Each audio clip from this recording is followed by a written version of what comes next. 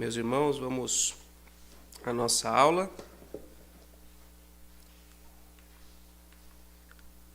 O tema geral, como temos dito, é este: deuses demais, quem está no trono do teu coração? E o tema desta aula específica, eu dei este nome: carne versus espírito.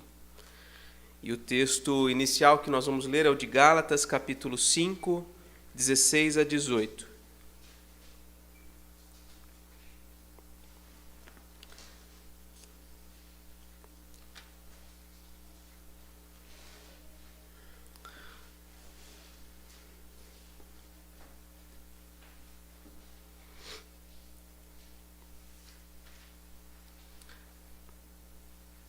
Gálatas 5, 16 a 18. Mateus, você pode ler para nós esse trecho, por gentileza?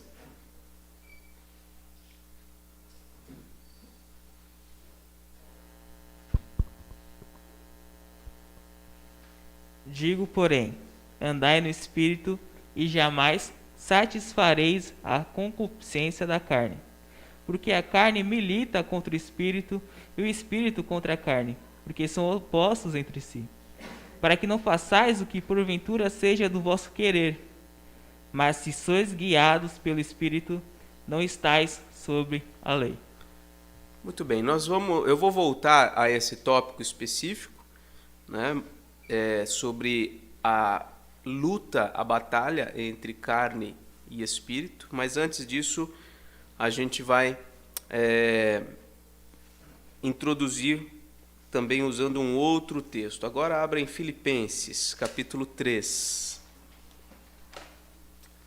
Filipenses 3, 17 a 21.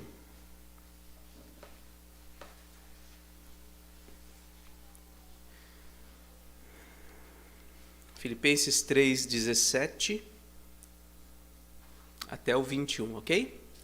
Diz assim: irmãos, é o apóstolo Paulo dizendo para a igreja de Filipos, sede imitadores meus, e observai os que andam segundo o modelo que tendes em nós. Pois muitos andam entre nós, dos quais repetidas vezes eu vos dizia, e agora vos digo até chorando, que são inimigos de Cristo. Paulo está colocando aqui dois paradigmas, dois modelos. No 17 ele diz, sede imitadores meus. E no 18 ele diz, porque muitos andam entre vocês, ou entre nós, que são até inimigos da cruz de Cristo. 19, o destino deles é a perdição, o Deus deles é o ventre, e a glória deles está na sua infâmia, visto que só se preocupam com as coisas terrenas. Agora ele volta a falar dele e dos que andam como ele. Pois, versículo 20, a nossa pátria está nos céus, de onde também aguardamos o Salvador, o Senhor Jesus Cristo, o qual transformará o nosso corpo de humilhação para ser igual ao corpo da sua glória, segundo a eficácia do poder que ele tem de até subordinar a si todas as coisas. A pergunta é, a quem temos imitado? Temos sido imitadores de Paulo e daqueles que andam segundo o modelo dele como cristão, dele como seguidor de Cristo, como discípulo? Ou temos seguido o modelo destes que ele coloca aqui no versos 18 e 19, que podem até ser chamados de inimigos da cruz de Cristo, que tem como característica o que vemos aí no versículo 19. Aí eu coloquei uma outra tradução, o versículo 19, na versão Almeida, Nova Almeida atualizada, diz assim, o destino deles é a perdição, o Deus deles é o ventre, e a glória deles está naquilo que deviam se envergonhar. É isso que significa o que está aqui, ó. A glória deles está na sua infâmia. Ou seja, eles se gloriam naquilo que eles deviam se envergonhar, visto que só pensam nas coisas terrenas. Então, qual é o modelo a quem nós temos seguido? Este paradigma eu até sublinhei aí, destaquei,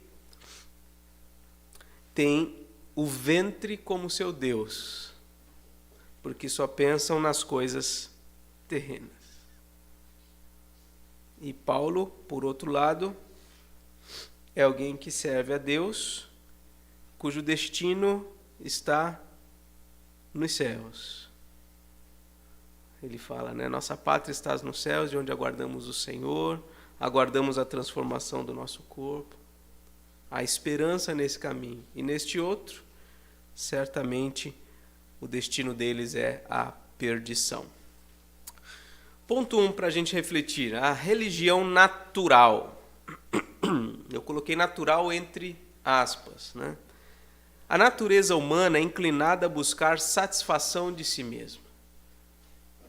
Digamos que todo ser humano ele nasce com uma inclinação natural para se satisfazer. Você percebe isso na sua vida, você percebe isso talvez na vida dos seus filhos. É possível perceber até mesmo na vida de crianças, de bebês. Nós existimos para buscar a nossa satisfação.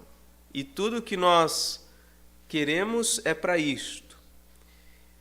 Coisas como dinheiro, como poder, como sexo, não são o objetivo final da nossa vida. Nós gostamos, nós buscamos, nós queremos mais e mais, mas essas coisas não são um fim em si mesmas. Elas são, na verdade, meios de autossatisfação. Nós buscamos estas coisas para que nós sejamos satisfeitos nessas coisas. Eu digo religião natural porque essa é a busca natural de todo ser humano, independente de qual religião professe.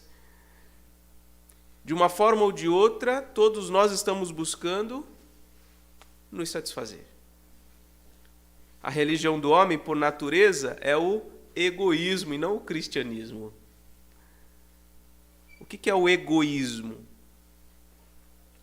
É trazer o ego para o centro. É tornar o eu o nosso próprio Deus. Essa eu estou chamando aqui de religião natural, porque mesmo quem não professe religião nenhuma, ou quem professe qualquer religião, naturalmente é inclinado para isso, para buscar satisfação de si mesmo.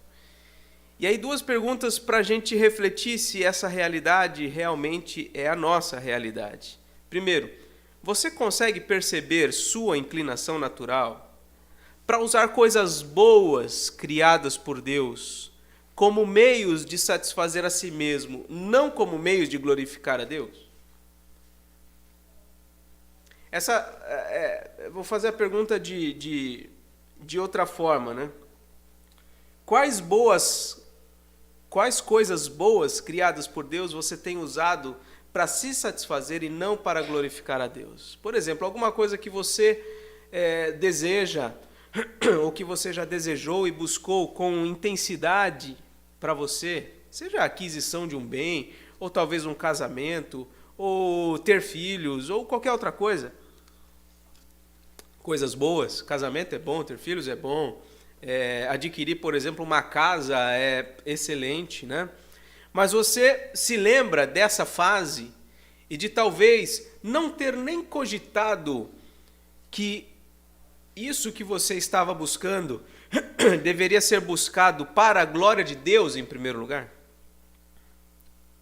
Quantas escolhas você já fez e esse objetivo não estava no teu radar? Estão pensando, gente? Vocês estão muito parados aí, é difícil, eu não consigo identificar o que está na mente de vocês. Mas eu gostaria que vocês pensassem bem sobre isso e percebessem se essa religião natural, eu estou chamando de natural, se faz presente dentro de você. Quantas vezes na sua vida você não buscou coisas e nem passou pela sua cabeça a glória de Deus com isto? Quantas vezes nós acordamos de manhã, vivemos o dia todinho E nem mesmo paramos para pensar se o que nós estamos fazendo ao longo deste dia glorifica ou não a Deus. Se nós estamos fazendo isso para nos satisfazer ou para a glória de Deus. Por exemplo, se você acorda de manhã e vai trabalhar, e não o faz pensando que isso é para a glória de Deus, mas o faz pensando que você precisa daquilo para pagar suas contas, para se autossatisfazer e tudo mais.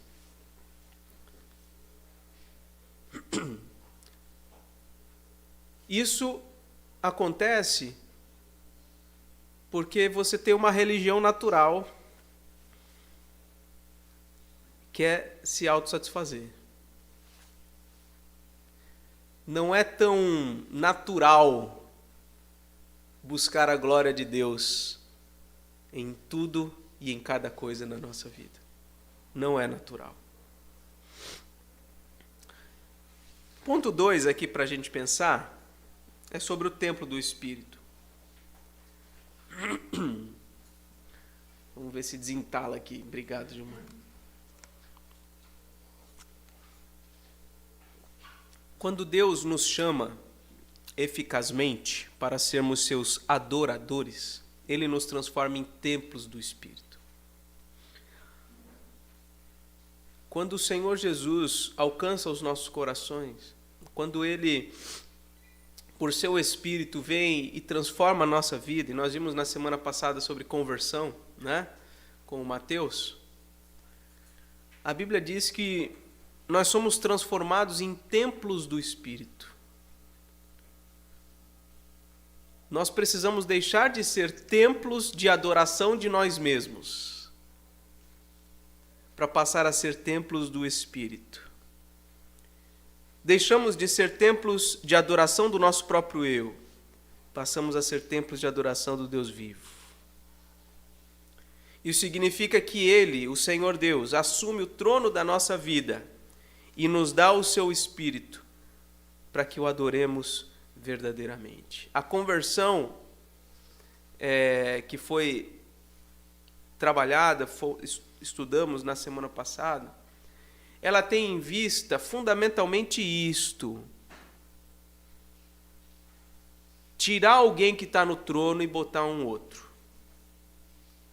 A conversão é tirar o eu do trono e colocar Cristo no trono da nossa vida. Colocar o Senhor Deus no trono da nossa vida. E nós passarmos a sermos templos do Espírito no sentido de que toda a nossa vida, todo o nosso ser, tudo existe e funciona para a glória de Deus. E levar isso às últimas consequências significa interpretar sofrimentos como o que acabamos de ouvir a descrição da nossa irmã, interpretar isto como algo que deve glorificar a Deus. Interpretar as tragédias, as frustrações, os ressentimentos, as mágoas, todo tipo de decepção, de angústia, de tormento da nossa vida, interpretar tudo como algo que precisa glorificar a Deus. Porque nós agora somos templos do Espírito Santo. A religião natural não pode ser mais a nossa religião. Nós vamos ver na sequência que a carne continua militando contra o Espírito. Mas agora, uma vez que somos santuários de Deus, Deus precisa ser glorificado na nossa vida. E tudo que está em nós, dentro, ao nosso redor, precisa servir para a glória de Deus. O nosso dinheiro, o nosso casamento, o uso do nosso tempo, os nossos sonhos, até mesmo os nossos hobbies, o nosso momento de diversão, de entretenimento, tudo isso precisa ser direcionado para a glória de Deus.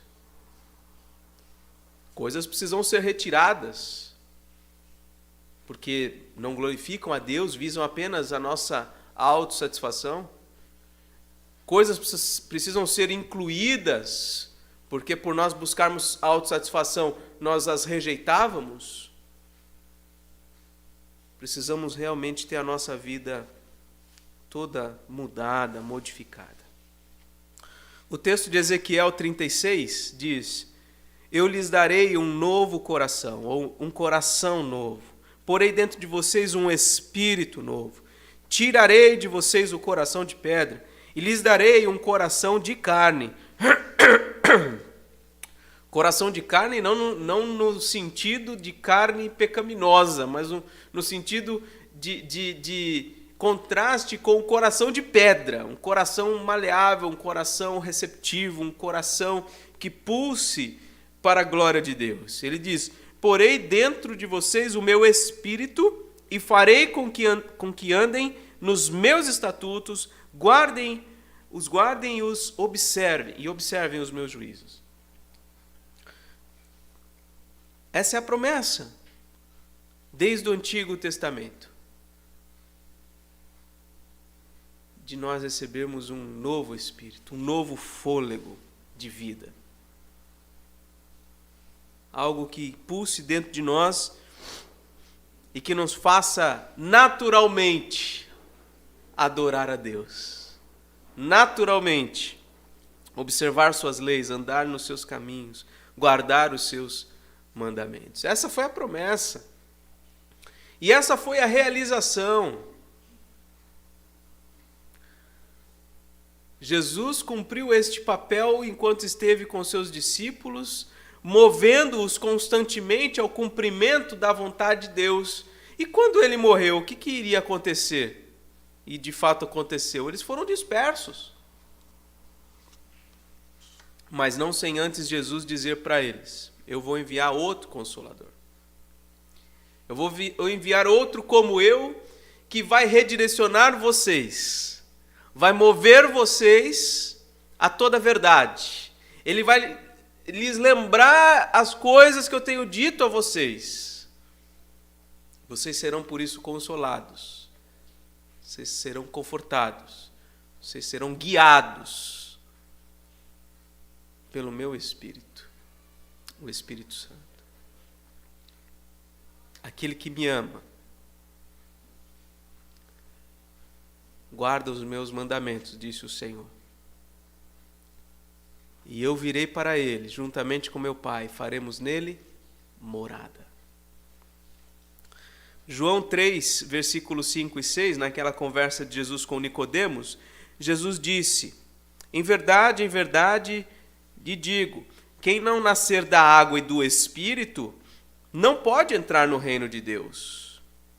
O que é nascido da carne é carne. O que é nascido do Espírito é Espírito. Ele está dizendo o seguinte: existe um nascimento natural, nascimento da carne. Todo mundo nasce com essa natureza. O que é nascido da carne é carne. Você é ser humano, você é carne. Você tem uma natureza terrena. Você é propenso a satisfazer a esta carne. Mas ele está dizendo aqui o seguinte: alguns dentre estes que nascem da carne nascerão do Espírito e passarão a ser Espírito. Ou seja, recebem uma natureza espiritual. Uma nova natureza. Uma nova inclinação. Novos hábitos. Novas motivações. Uma transformação radical, ou seja, da raiz até os frutos. 1 Coríntios 3,16, vocês não sabem que são santuário de Deus e que o Espírito de Deus habita em vocês? A gente precisa ser lembrado disso. Essa pergunta precisava estar talvez em algum local estratégico da nossa casa, gravada talvez com letras garrafais. Natan, eu preciso ser lembrado disso. Natan, você não sabe que você é santuário de Deus e que o Espírito de Deus habita em você, Natan? Tem um irmão querido de muitos anos, presbítero amado, Samuel Damião. De vez em quando ele aparece por aqui. Na casa dele ele tem tem o térreo e tem o andar de cima onde tem os quartos. E tem uma escadinha que sobe lá para cima. Na frente da escada, se você for na casa dele, tem um painel. Ele coloca foto, algumas coisas. E ali tem uma frase. Você já leu a Bíblia hoje? Um lembrete. Num local estratégico. Ele não vai passar nenhum dia sequer, se tudo estiver bem, se ele não estiver doente, sem ler aquela frase. E essa é uma frase, uma pergunta que você precisa talvez ser lembrado. Eu, mais do que qualquer outro, preciso ser lembrado. Nós somos santuários de Deus. O Espírito de Deus habita em nós. Por isso nós precisamos deixar de viver para nós mesmos. Fazer morrer a nossa carne. Negar-nos a nós mesmos, como disse Jesus, né? Se alguém quer ser meu discípulo, negue-se a si mesmo. Tome a sua cruz e siga-me.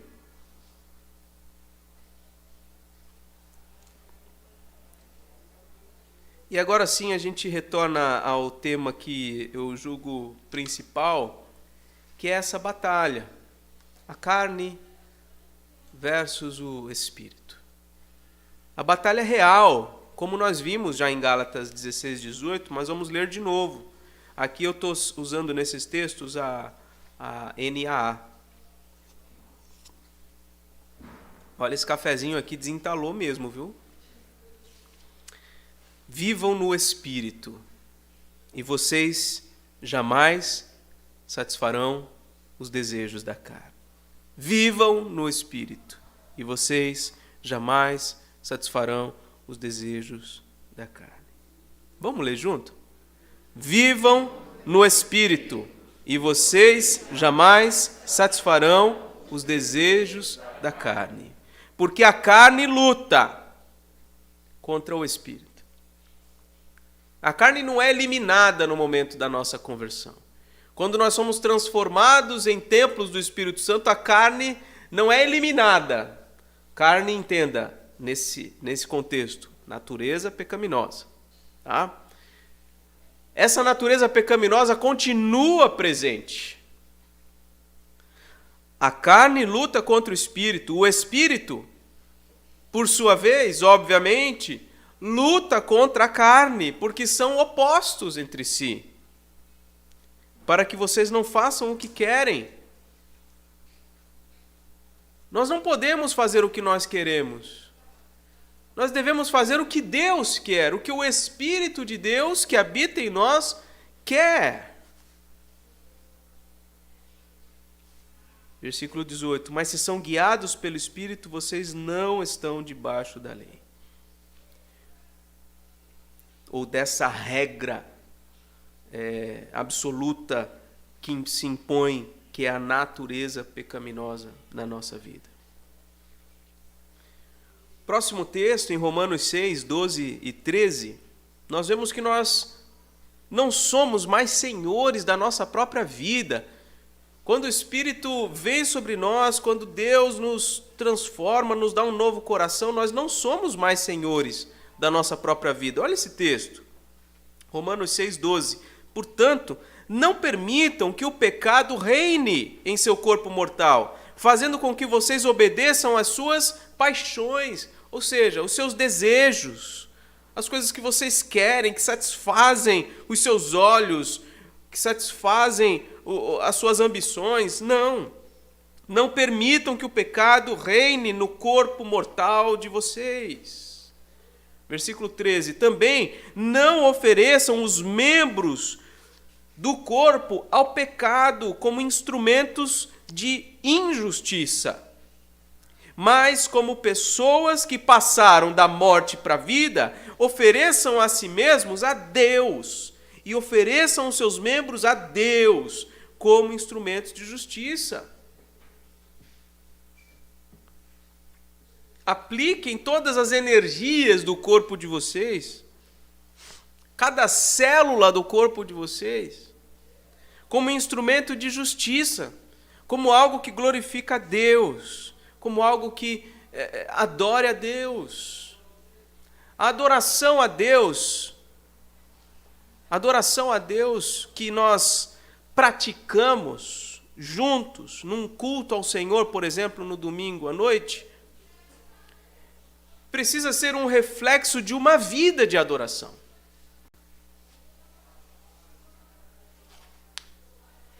Domingo passado nós tínhamos aqui 11 visitantes. E a gente fica feliz quando temos muitos visitantes. A igreja parece até mais cheia, né? Mas por alguma razão eu pensei, e se esses 11 não estivessem aqui? E tinha alguns espaços ainda vazios, né? Então, aí, se os visitantes não estivessem aqui, cadê os membros dessa igreja? Onde é que eles estão? E na segunda-feira fui à caça de cada um, né? Como o pastor precisa fazer, né? Onde estão? Alguns, obviamente, têm motivos justificáveis, mas é a grande minoria, se você quer saber. A grande minoria que realmente tem um bom motivo para não vir à igreja. A grande maioria não está interessada em adorar a Deus porque não vive uma vida de adoração a Deus. Vai entregar o que a Deus no domingo à noite, se viveu a semana inteira para si mesmo?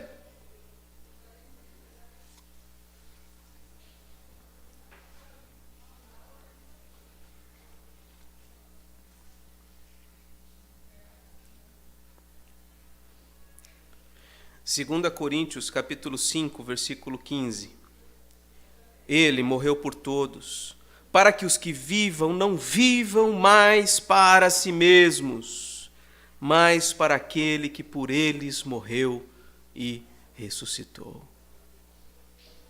Jesus Cristo morreu para que nós que hoje vivemos não vivamos para nós mesmos, mas por Ele. Ele entregou sua vida para que nós deixemos de viver a nossa vida e passamos a viver a vida dele. O eu deve ser substituído por Cristo, como está aí em Gálatas 2,19. Paulo diz, porque eu, mediante a própria lei, morri para a lei, a fim de viver para Deus.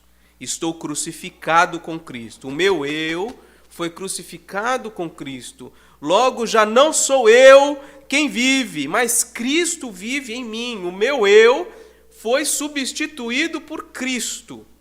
E esse viver que agora eu tenho na carne, ou seja, esse modo de vida que hoje eu vivo pela fé no Filho de Deus que me amou e se entregou por mim.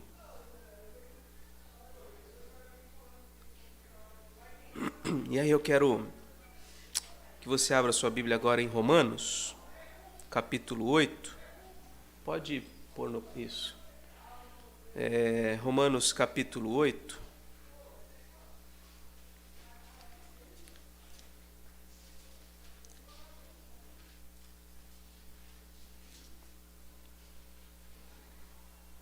Eu coloquei aí 2 trechos, do verso 5 ao 8, depois do verso 9 ao 11. E eu coloquei essa frase para você perceber que Paulo usa muito esses contrastes. Ele está falando de um, ele contrasta com o outro. Ok? Então, do 5 a 8, ele fala dos que se inclinam para a carne. E do 9 ao 11, ele muda. Vocês, porém, que não se inclinam para a carne. Ok? É esse contraste que ele está fazendo. Vamos ler. Romanos 8, 5. Porque os que se inclinam para a carne cogitam, imaginam, pensam nas coisas da carne. Mas os que se inclinam para o Espírito, das coisas do Espírito.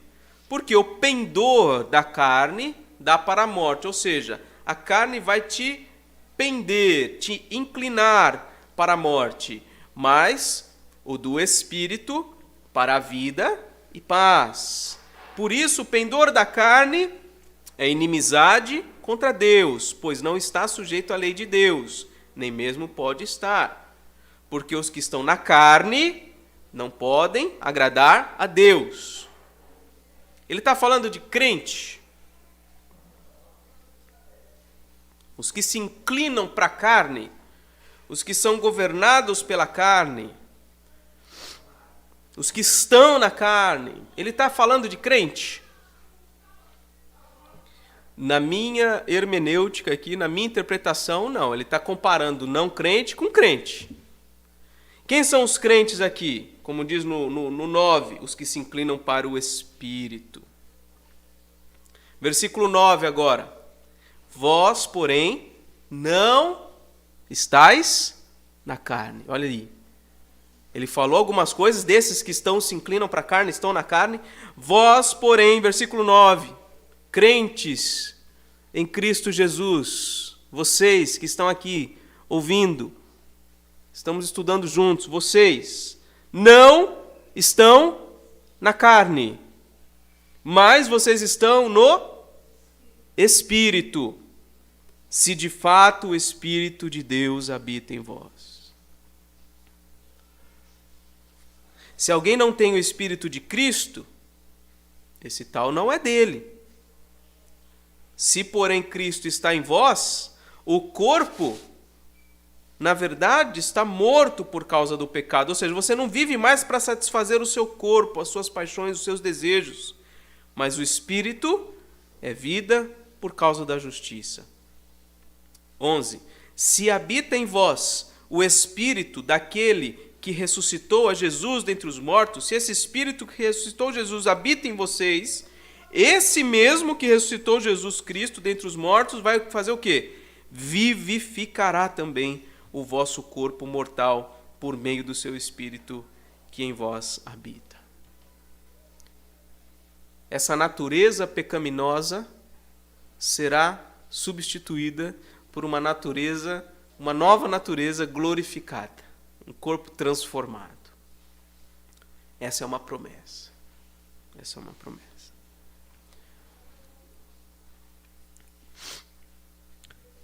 Então, espero que esteja ficando claro aqui os paralelos que eu estou tentando propor. Primeiro, eu falei de uma religião natural. A inclinação natural de todo ser humano de buscar satisfação de si mesmo, de alimentar suas paixões, seus desejos, suas vontades.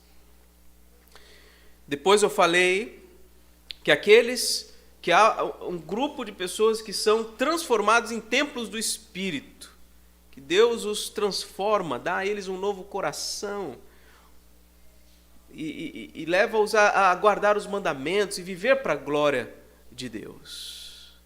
E aí no terceiro ponto eu mostrei que estes que se tornam templos do Espírito Santo não deixam de ter essa natureza pecaminosa, não deixam de também desejar autossatisfação, e aí começa uma luta, a carne versus o Espírito. E agora, por último, eu quero encerrar falando dos frutos correspondentes. Ou seja, como que nós identificamos quando o nosso coração está sendo governado pela carne e quando o nosso coração está sendo governado pelo Espírito. E aí retornamos a Gálatas. Gálatas 5, 19 em diante, diz assim: as obras da carne são conhecidas. Quais são as obras da carne?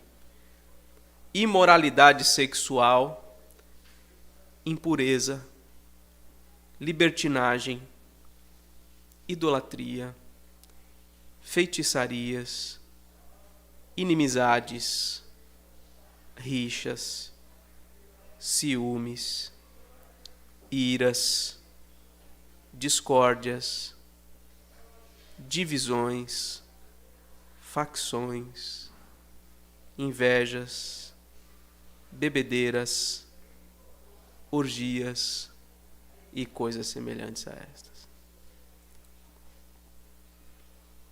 Obras da carne. Declaro a vocês, diz o apóstolo Paulo, como antes já vos preveni, que os que praticam tais coisas não herdarão o reino de Deus.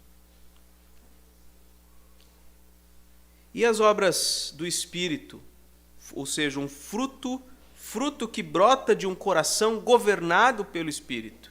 Ele diz na sequência, mas o fruto do Espírito é amor, alegria, paz, longanimidade, benignidade, bondade, fidelidade, mansidão, domínio próprio.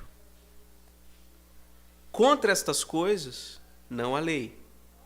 E os que são de Cristo, olha só, crucificaram a carne.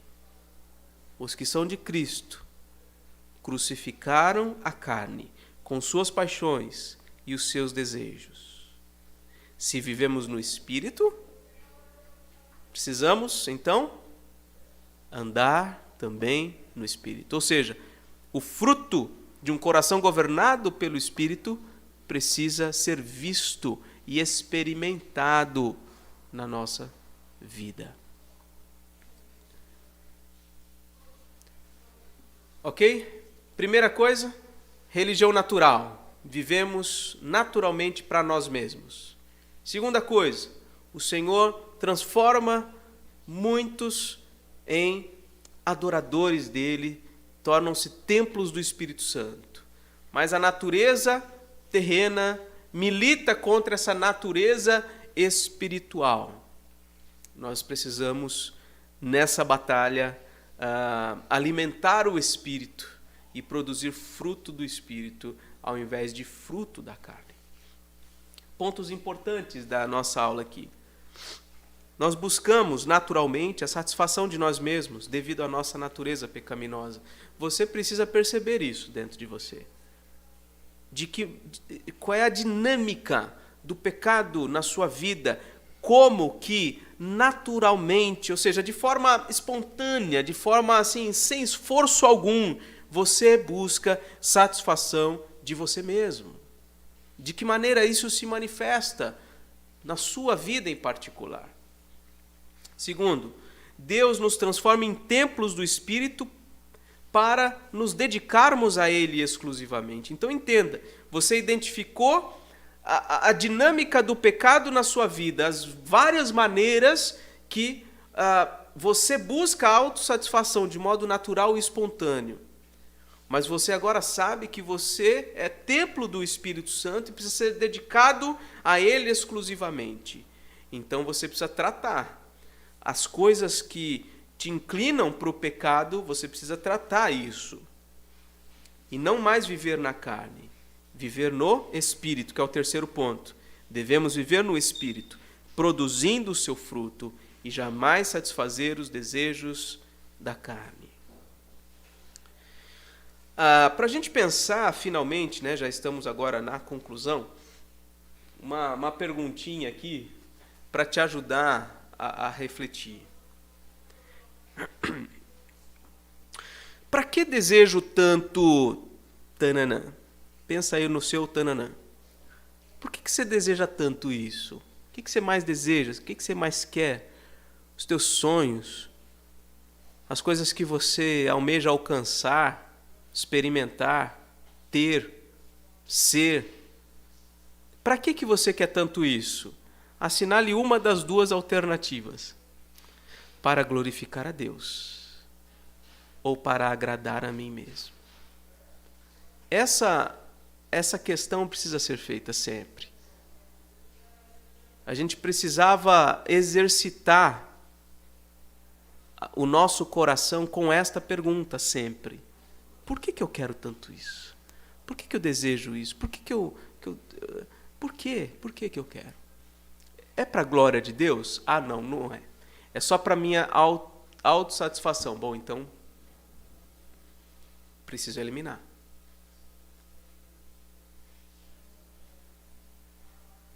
problema é que a gente tenta, né?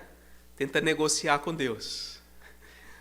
Aí a gente, bom, Senhor, eu quero me satisfazer, mas eu acho que dá para usar isso para a tua glória também. Aí pronto. A gente tem que tomar cuidado. Tentar não negociar com Deus.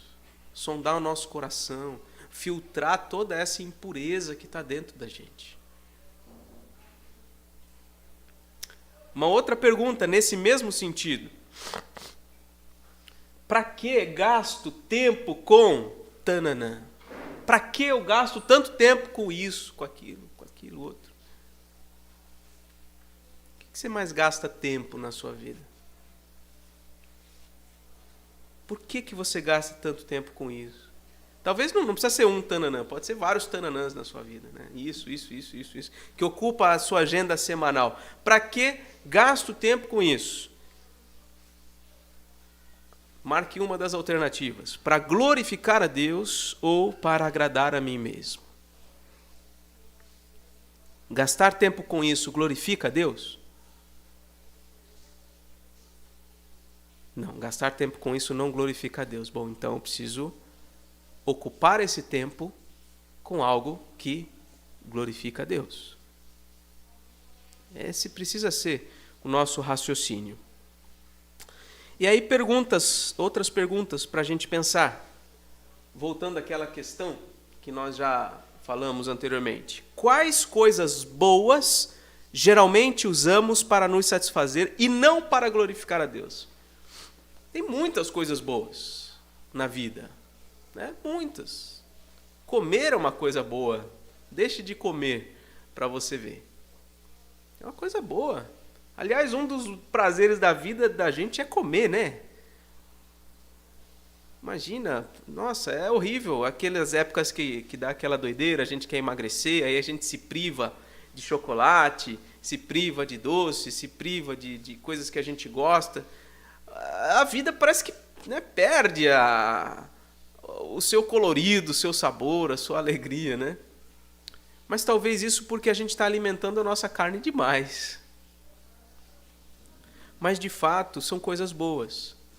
O problema é que a gente faz só para nos satisfazer e não para glorificar a Deus. A gente desconsidera que nós somos templos do Espírito Santo. Então a gente faz uso exagerado das coisas boas que Deus nos dá. Ele nos dá para a nossa alegria, sim, para o nosso prazer. Tem um provérbio, não sei se o Gilman vai se lembrar o endereço, se você se lembrar, você me fala.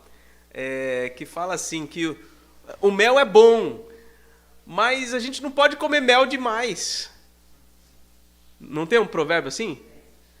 Tenta achar aí, se você, ou os irmãos aí que tem pesquisa aí no Google. Mel é bom, imagina, antigamente não tinha torta de limão, mousse de maracujá, brigadeiro, não tinha essas coisas, né? Eles tinham mel.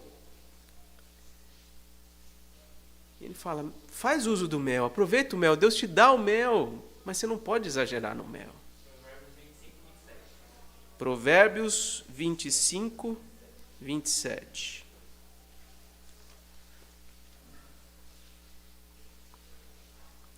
Comer muito mel não é bom.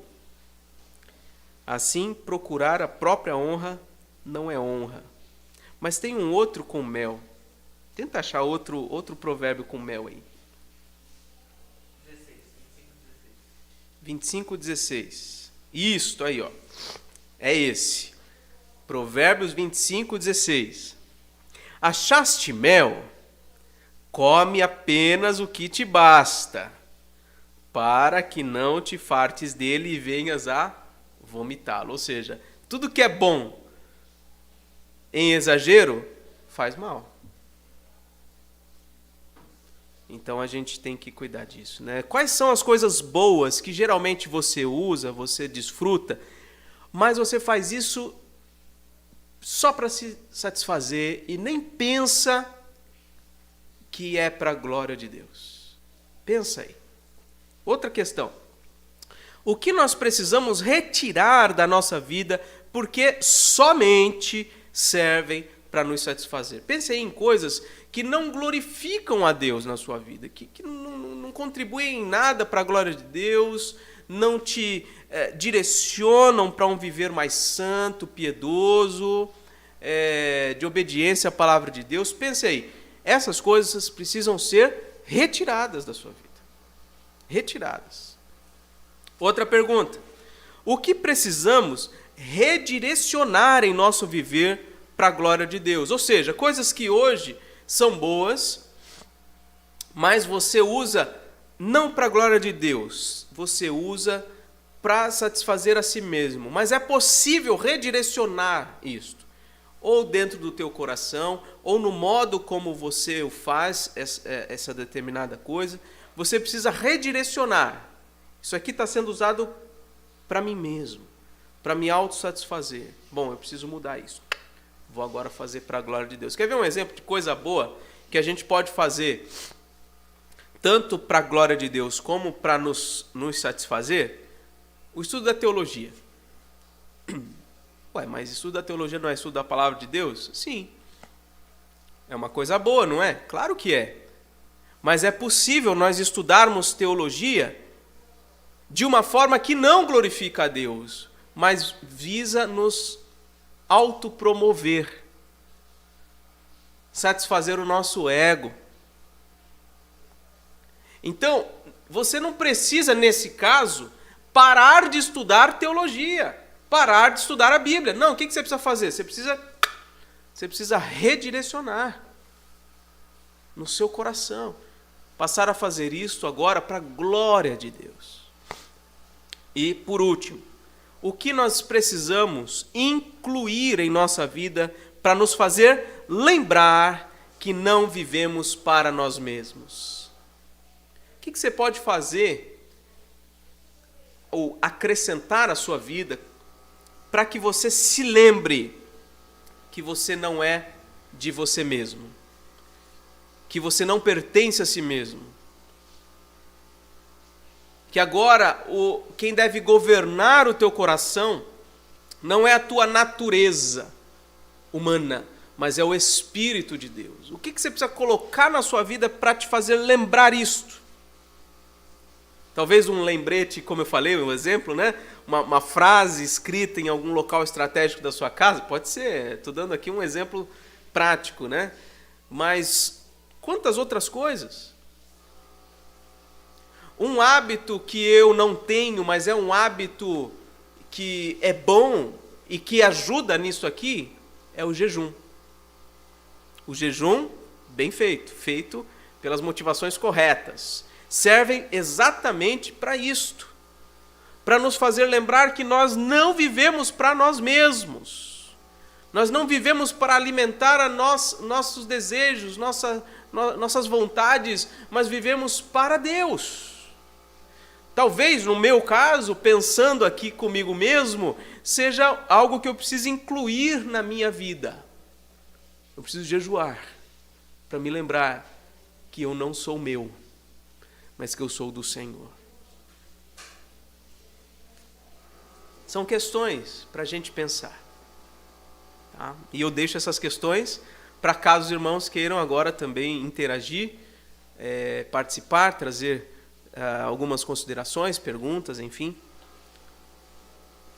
Quem gostaria de se manifestar? Aston.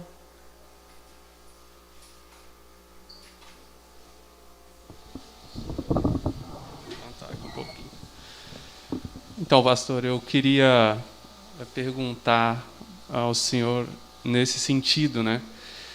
Porque, como o senhor citou, né, tem coisas que a gente faz natural que,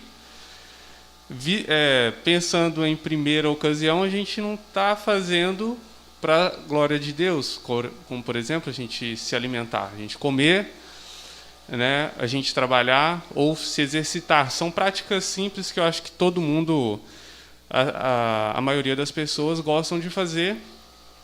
E se a gente colocar assim, uma boa alimentação para manter um corpo saudável, né? Uma prática de exercício para manter um corpo saudável.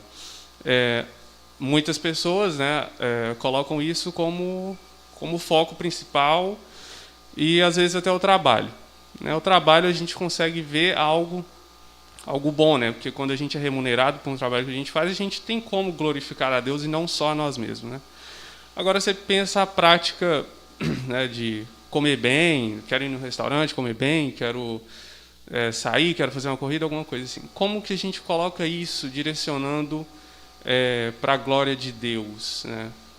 É um questionamento que eu queria fazer de prática simples, né, que a gente Beleza. tem. Pega a sua Bíblia. Abre em 1 Coríntios, capítulo 10, versículo 31. 1 Coríntios 10, 31. E você mesmo leia para a gente aí no microfone, por favor.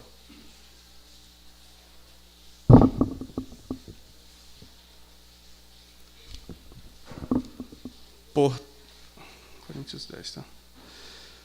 Portanto, quer comais, quer bebais ou façais outra coisa qualquer, fazeis tudo para a glória de Deus. Olha aí, ele está falando de coisas básicas, as coisas mais básicas da vida, que é comer e beber. Quer comais, quer bebais ou façais qualquer outra coisa, fazei tudo para a glória de Deus. Então, nesse sentido, a sua pergunta é como? Eu queria entender assim, como é que eu... tudo bem, eu faço. A gente entende assim, por exemplo, o meu corpo ele é santuário do Espírito Santo.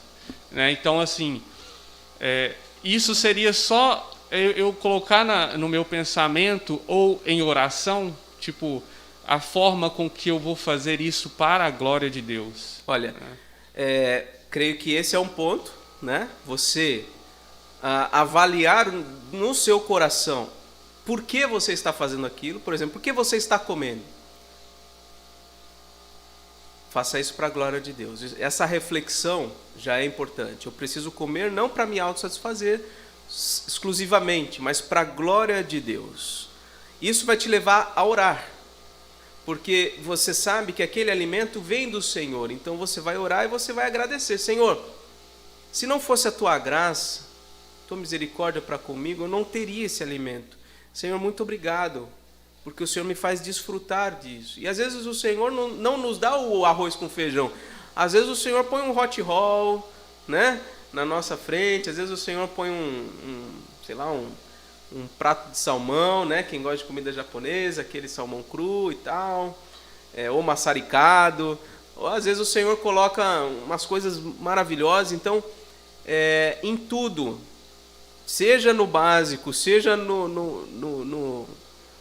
em algo que realmente agrade, traga aquele prazer para nós, em tudo a gente deve agradecer, porque vem do Senhor. Acho que essa é uma maneira. Essa é uma maneira. Você está perguntando como, né? Sim. Outra coisa que a gente poderia pensar é o viver a partir... eu estou usando o exemplo da comida, né? Viver a partir da energia que aquele alimento te trouxe de uma forma que agrade a Deus. Porque, se aquele alimento que enche o meu estômago, que traz energia para o meu corpo, veio de Deus e precisa ser usado para Deus, então o que eu vou fazer na sequência precisa glorificar a Deus também. O trabalho que eu vou desenvolver com aquela energia que veio do alimento que vem de Deus, aquela energia do meu corpo, do meu físico, precisa ser direcionada para a glória de Deus. Você falou de exercício físico. Eu creio que a motivação diz muito se a gente está glorificando a Deus ou não, porque fazer exercício físico é bom, faz bem para a gente. Mas por que nós estamos fazendo? Se nós estamos fazendo por uma questão puramente estética, por uma questão exclusivamente de parecer, de gerar aquela aparência mais bonita e tal, essa é uma motivação que precisa ser descartada. Como é que eu faço isso? Bom, a partir do momento que eu caio em mim, talvez eu tenha que fazer o seguinte: Senhor, eu estava malhando 5 vezes por semana porque eu fazia para mim mesmo, só para mim. Então agora, Senhor, eu vou mudar a minha rotina porque eu quero fazer para a Tua glória. Como uma forma de dizer para mim mesmo que eu não preciso disso e que eu preciso apenas fazer para a Tua glória, eu vou fazer 2 vezes, vou fazer 3 vezes, que é o necessário para manter o meu corpo saudável de uma maneira que glorifica o Teu nome, né? Enfim, eu acho que é muito pessoal, sabe? Eu estou dando aqui caminhos, exemplos que estão me vindo à mente, mas é uma coisa bem particular, entendeu? De repente, ou num bate-papo meu com você particularmente, você lembra, esse caso aqui, talvez eu consiga te dar uma orientação mais clara, mas o foco é esse, a gente precisa ter essa motivação, transformar tudo em algo que glorifica a Deus. Esse é o objetivo da nossa vida, transformar tudo em algo que glorifica a Deus.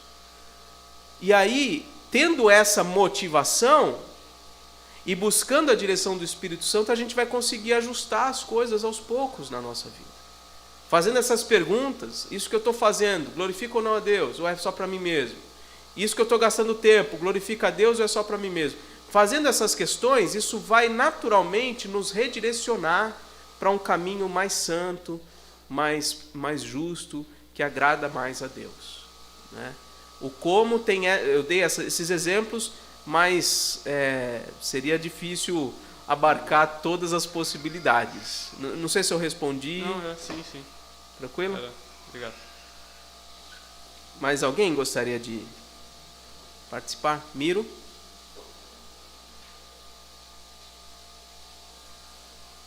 Isso é muito importante, né, pastor? Porque a gente faz coisas na vida da gente, a gente pensa na nossa saúde e esquece de glorificar Deus. É o que acontece comigo.